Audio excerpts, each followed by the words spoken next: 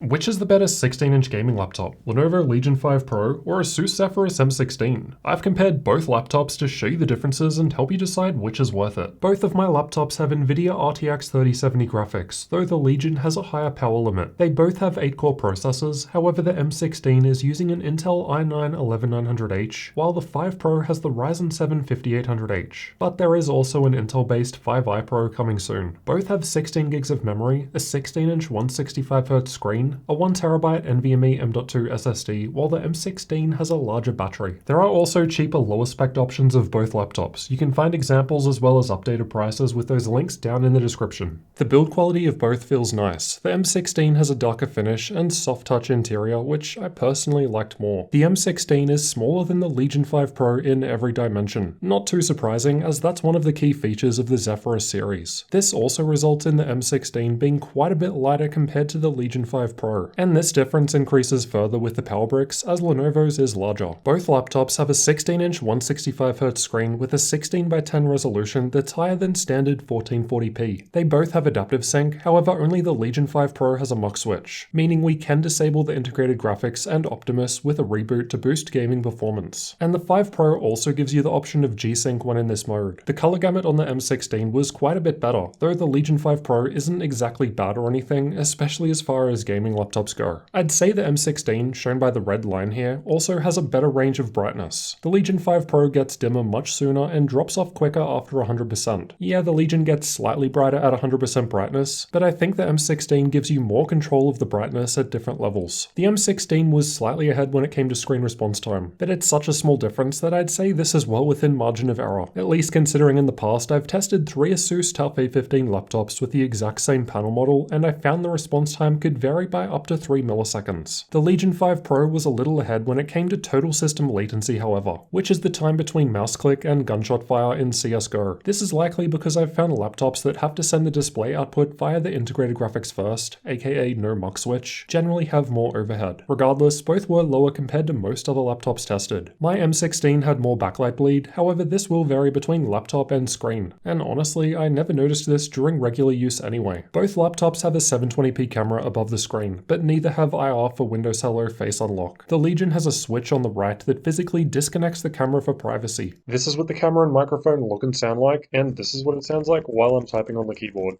Now here's the same test over on the M16. The audio is a bit better, though you can judge both for yourself, and here's what it sounds like while typing on this one.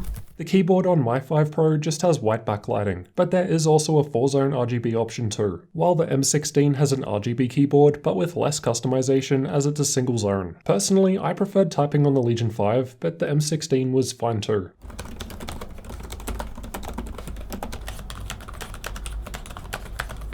The precision touchpad on the M16 seemed a bit larger, and though both were good, I preferred using that one. Both have power buttons separate to the keyboard, but the M16's is also a fingerprint scanner, which I found to work fast and accurately. The M16 has 2 front-facing speakers as well as subwoofers underneath, while the Legion has its speakers underneath only. The M16 had more bass, but at higher volumes, in my opinion, it didn't sound as nice overall compared to the 5 Pro. The I/O layout is quite different. The only thing in common on the left is that both have a USB 3.2 Gen 2 Type-C port and 3.5mm audio combo jack. The M16 otherwise has its power input, HDMI 2.0B output, Gigabit Ethernet, USB 3.2 Gen 2 Type-A port, and a Thunderbolt 4 port on this side. Neither have much going on over on the right, presumably to keep cables out of the way for right-handed mouse users. They both have a USB 3.2 Gen 1 Type-A port, but the 5 Pro has the camera disconnect switch, while the M16 has a micro SD card slot and Kensington lock up the back. The rest of the I/O for the Legion is on the back, which I personally prefer as bulky cables run out the back and stay out of the way. From left to right, it's got Gigabit Ethernet, a second USB 3.2 Gen 2 Type-C port, 3 USB 3.2 Gen 1 Type-A ports on the back for 4 in total, HDMI 2.1 output, and the power input on the far right. I like that the Ethernet port on the Zephyrus is the opposite way to the Legion 5 Pro, as it lets you pull out the cable without the need to lift up the laptop. The 5 Pro supports charging over Type-C, but only with the Type-C port on the back, while the M16 supports this with both Type-C ports. Both of those those Type-C ports on the M16 also offer DisplayPort 1.4 output, while again only the one on the back of the Legion does. And the frontmost Type-C port on the M16 can be used to bypass the integrated graphics and Optimus and get a speed boost in games, which I'll show you a bit later. The 5 Pro has the newer HDMI 2.1, while the M16 has the older HDMI 2.0B, but that's only really going to be a limitation if you're running a 4K high refresh screen or something. The M16 has 2 USB Type-A ports in total, while the Legion 5 Pro has 4. But the M16 is Intel based, so it also makes use of Thunderbolt 4, which isn't possible with a Ryzen configuration of the Legion 5 Pro. And the Zephyrus also has the microSD card slot. The Legion was definitely easier to open. The front of the M16 is just all flat with nothing to really grip onto, while the lid of the 5 Pro sticks out a bit. The lid of the M16 has a sort of prismatic rainbow finish below the CNC milled holes, which has a subtle shine depending on the angle of light. The 5 Pro has the Legion logo in the center, which lights up. However, you can optionally turn it off with this shortcut. The 5 Pro appears to have more holes for air intake up the back, and we can confirm this by seeing where light shines through the panels. Inside, both have the battery down the front and 2 M.2 slots for storage above. However, the 11th gen platform means one of the M16s is faster PCIe Gen 4. Both have a Wi-Fi 6 card, but the 5 Pro just has 2 memory slots, while the M16 just has the one. Now, the Zephyrus M16 has either 8 or 16 gigs of memory soldered to the motherboard, and this just seems to be something they do with all of the Zephyrus laptops in order to keep it on the thinner side. You can still upgrade the memory, it's just more limited as there's only one SODIMM slot, while the Legion 5 Pro has 2 SODIMM slots. Realistically, I think if you get the 16 gig option of M16 and install a 16 gig stick, you've got 32 gigs in dual channel, which will be plenty for most people when it comes to gaming. At least in my personal opinion, considering 16 gigs still seems to be a pretty good sweet spot today. But regardless, the Legion 5 Pro does technically support more memory. If you were to max out the M16, best case you could go up to 48 gigs, while the Legion 5 Pro should be able to take up to 64. And if you were running different memory sizes on the M16 to achieve that, you'd face issues due to asynchronous dual channel, a topic that I'll cover in another video soon. Now, all that said, there are some memory issues with the Legion 5 Pro to be aware of. I've already covered this in way more depth over in this video over here if you want all the details, but basically the Legion 5 Pro just ships with slower memory. It's an unfortunate side effect of the current supply issues, but as I'll show you later, we can get a fairly significant speed boost in games by upgrading the memory on the 5 Pro. The battery in the Zephyrus M16 is larger at 90 watt-hours compared to the 80 watt-hour in the Legion 5 Pro. Despite this though, the Legion 5 Pro was lasting quite a bit longer in the YouTube playback test, and 15 minutes longer while running an actual game. The top of the graph is littered with Ryzen-based laptops, so presumably these just do better when it comes to battery life. This is also despite the Zephyrus automatically swapping the screen refresh rate down to 60Hz when you unplug from wall power. The Legion 5 Pro doesn't automatically do this on its own. However, you can press the easy Function plus R shortcut key to make it do the same thing. So even with defaults, the Legion 5 Pro has an edge in runtime. But if we instead run the screen at 60Hz as per the green bar, we can further boost it by about 2 hours, making it one of the better results recorded. Let's check out thermals next. Both laptops have 2 fans and exhaust air out of both the left and right sides as well as the back, though the M16 appears to have more heat pipes. The M16 uses liquid metal on the processor, while the 5 Pro has regular thermal paste. The M16 also gives us control over the fans, while the 5 Pro does not. The M16 also has a slight incline when you open the lid, which helps air get into the fans underneath. Both laptops have different performance profiles in software. However, personally, I prefer that the Legion makes it visibly clear at all times what mode you're running in as the power button changes to reflect this. I'm only going to compare with the highest performance modes available on each laptop. If you do want to see how both of these laptops perform with different performance modes, then I suggest referring to the full reviews linked down below. These are the temperatures for both laptops, tested at different times but in the same ambient room temperature. The Legion 5 Pro was significantly cooler inside when just sitting there idle. However, the M16 was cooler when running a worst case CPU plus GPU stress test, or while playing an actual game. These are the clock speeds while gaming or under stress test. Under stress test, the 5 Pro is reaching higher CPU and GPU speeds. However, in this particular game, the M16 was hitting higher CPU speeds, though the GPU was behind. This is explained by looking at the power levels being hit. In the stress test, the CPU power levels were the same. However, the GPU in the Legion 5 Pro is able to use much more power, and more power equals more performance, but also heat. The The difference between the GPUs is even larger in the game, though dynamic boost on the M16 instead seems to boost its processor and lowers the GPU power. The M16 was doing better in a CPU-only workload like Cinebench, both in terms of multi-core and single-core performance. You could argue that we're comparing an i9 with Ryzen 7 instead of Ryzen 9 here, and yeah, that might change things a bit. You can get a rough idea with the other Ryzen results higher up on the graph, such as with the Legion 7. The M16 being an Intel-based platform has an ace up its sleeve though. It can be undervolted. The M16 lets us undervolt the processor up to minus 0.08 volts through the BIOS, and by doing this, it's able to get one of the better scores out of all laptops tested, even above most of the 5900HX laptops, with the exception of the Strix G15 Advantage Edition, though it's very close. The tables turn when running on battery power though. Generally, Ryzen seems to be more efficient when running on battery power, as most of the top results are now AMD based. That said, the M16 still has the lead when it comes to single core performance. The M16 felt quite a bit warmer when both are just sitting there idle doing nothing. Most laptops I test are around 30 degrees Celsius, like the Legion. The Legion was still cooler when running stress tests too. The M16 has a hotter spot in the middle, though its WASD area is quite cool comparatively. Let's have a listen to fan noise next.